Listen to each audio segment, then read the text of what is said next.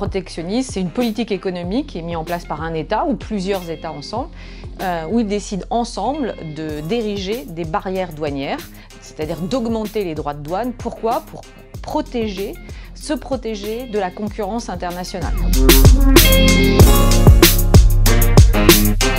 Alors on peut voir effectivement deux types de protectionnisme. Le protectionnisme qui va vouloir se concentrer sur un seul secteur, et puis il y a des politiques plus globales qui s'attellent à une protection nationale, et à ce moment-là, le protectionnisme est orienté vers un ensemble de biens et de services.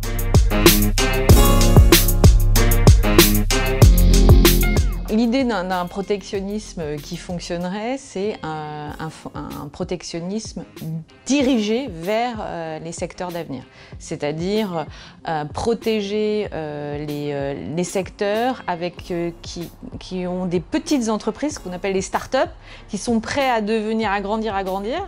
Et pour ça, il faut effectivement essayer de leur offrir un cadre de développement propice sans trop de concurrence extérieure. On a vu effectivement concrètement qu'il y avait un protectionnisme intelligent.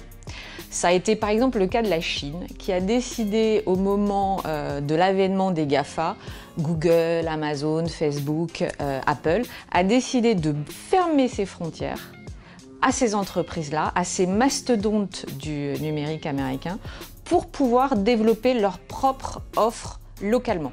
Et qu'est-ce qu'on voit des années après? C'est un réel succès parce que les entreprises chinoises ont pu développer sur le modèle américain leurs propres produits, leur propre offre numérique localement. C'est les Beidou, les Alibaba qui marchent extrêmement bien. Ils n'ont plus besoin en fait des marques américaines, de ces mastodontes américains.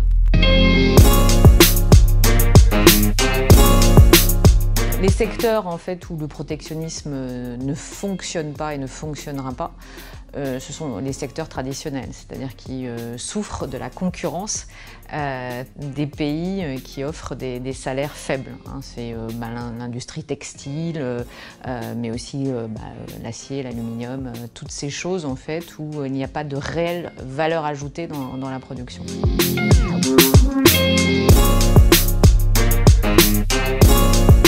Trump, voilà, il veut combattre tous ses partenaires commerciaux dans tous les secteurs, dans tous les domaines. Pourquoi? Parce qu'il voit que sa balance commerciale est ultra déficitaire, ça c'est vrai. Les Américains achètent énormément de produits à l'étranger et donc il veut réduire ce déficit et il pense que la meilleure façon, c'est d'augmenter les droits de douane. Voilà, c'est sa politique, c'est sa façon à lui de faire du protectionnisme à tout va.